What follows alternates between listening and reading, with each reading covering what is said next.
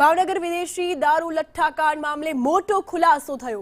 દારૂ પીધા બાદ મૃત્યુ થવા પાછળનું કારણ જે છે તે મિથેનોલ હોવાની કબૂલાત સામે આવી છે। ભાવનગર હોસ્પિટલના ડોક્ટર પંકજ આખોલિયાએ સંદેશ ન્યૂઝ સાથે વાતચીત કરી અને મૃત્યુ પામનાર દર્દીના શરીરમાં 200 ml થી વધુ મિથેનોલ હતો। 10 ml મિથેનોલ પણ લઈ શકે છે માણસનો જીવ। તો મિથેનોલ હોવાનું સામે આવ્યું છે અને મિથેનોલ જે છે તે કિડની અને આંખો પર ગંભીર અસર કરતા તબિયત લથડે છે, એટલે મૃત્યુ પામનાર દર્દીઓના શરીરમાં 20 લોકો મરી શકે તેટલા મિથેનોલની હાજરી જોવા મળી છે। ભાવનગરમાં સર્જાયેલા લઠ્ઠાકાંડમાં અત્યાર સુધી સત્તાવાર 8 દર્દીઓના મૃત્યુ નિપજ્યા છે, તો અન્ય સંખ્યાબંધ દર્દીઓએ સારવાર લીધી છે અને હજી પણ 10 દર્દીઓ ક્રિટિકલ કન્ડિશનમાં ભાવનગરની હોસ્પિટલમાં દાખલ છે। જે દર્દીઓના મૃત્યુ થયા છે, કયા સંજોગોમાં થયા, આપણી સાથે ભાવનગર હોસ્પિટલના ડોક્ટર પંકજ આખોલકર છે કે જેઓએ આ દર્દીઓની સારવાર કરી હતી। ડોક્ટર સાહેબ, જે દર્દીઓ આવ્યા, જે લઠ્ઠો થયો છે, કેટલા દર્દીઓ અત્યાર સુધીમાં અહીંયા આવી ચૂક્યા છે અને તેમની પ્રાથમિક તપાસમાં શું સામે આવ્યું? 19 થી 20 દર્દીઓ આવ્યા હતા। મંગળવારે મેક્સિમમ આવ્યા હતા। એમાંથી મોટાભાગના પેશન્ટોને પેટમાં દુખાવો અને ઉલટીઓ, શ્વાસ લેવામાં તકલીફ, આ બધી તકલીફો હતી। એકમાં અમુકમાં દેખાવાની તકલીફ પણ હતી, ઓછું દેખાતું હતું, એ રીતની પણ તકલીફ હતી। કયા કારણથી આવું થયું? એમને દારૂ પીધો હતો, પણ દારૂમાં એવું કયું કન્ટેન્ટ હતું કે જેમને બોડીને અસર કરી ગઈ? ઇથેનોલ સાથે મિથેનોલ ભળી ગયું હોય તો મિથેનોલની નાની પણ એમાઉન્ટ પેશન્ટ માટે ઘાતક થઈ શકે છે।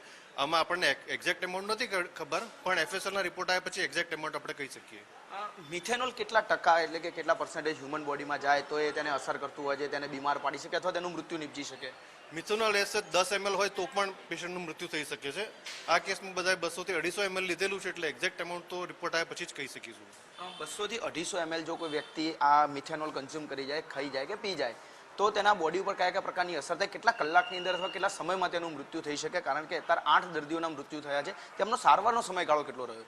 સારવારનો સમયગાળો અમુક દર્દીઓ બહુ જ મોડા આવ્યા હતા, એટલે એ લોકોને અમે બચાવી નથી શક્યા, પણ જે લોકો તરત આવ્યા, તકલીફ થવાની સાથે આવ્યા, તે લોકોને અમે ડાયાલિસિસ પર મૂક્યા અને જે મિથેનોલ હતું તે ડાયાલિસિસમાં બહાર નીકળી જાય અને સાથે ઇથેનોલ પણ આપ્યું, જે કોમ્પિટેટિવ ઇનિબિશન કરે તો મિથેનોલનું મેટાબોલિઝમ ઓછું થઈ જાય અને ઇથેનોલ ડાયાલિસિસમાં મિથેનોલ નીકળી શકે।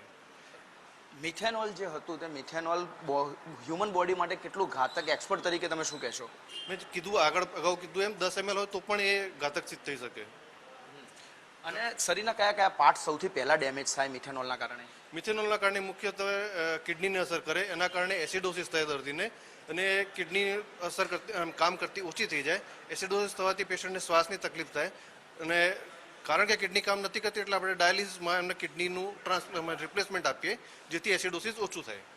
સ્વાભાવિક છે કે જે પ્રમાણે ડૉક્ટરનું કહેવું છે કે જેઓએ દર્દીઓની સારવાર કરી હતી, 10 ml મિથેનોલ જો હ્યુમન બોડીમાં જાય તો તે પણ દર્દી માટે ઘાતક હોઈ શકે છે, પરંતુ અહીંયા કેટલાક દર્દીઓ કે જેઓએ લઠ્ઠો પીધો હતો, દારૂ પીધો હતો, તેમાં 250 ml જેટલું હોવાની શક્યતાઓ છે, પરંતુ તે ફોરેન્સિક રિપોર્ટ આવ્યા બાદ ખબર પડશે। એટલે કે દર્દીઓએ, એટલે કે જે લોકોએ લઠ્ઠો પીધો હતો, દારૂ પીધો હતો, તેઓએ અતિ માત્રામાં મિથેનોલનું સેવન કર્યું હતું અને તે જ કારણ તમામના મોતનું બન્યું છે। હજી કેટલાક દર્દીઓ સારવાર હેઠળ છે, તેમના જે રિપોર્ટ ચાલી રહ્યા છે તે બાદ હકીકત સામે આવશે કે ખરેખર તેમના શરીરમાં કેટલા પર્સન્ટેજ મિથેનોલ હતું, જે દારૂનું સેવન કર્યું હતું તે તેમના માટે કેટલું ઘાતક રહ્યું, તે તમામ જે રિપોર્ટ છે તે એફએસએલ અને ફોરેન્સિકના રિપોર્ટ આવ્યા બાદ સ્પષ્ટપણે ખબર પડશે। પરંતુ દર્દીઓના મોત મામલે મિથેનોલ જવાબદાર હોવાનું અત્યારે સત્તાવાર સામે આવી રહ્યું છે। કેમેરામેન નિલેશ પટેલ સાથે જિગ્નેશ પટેલ, સંદેશ ન્યૂઝ, ભાવનગર।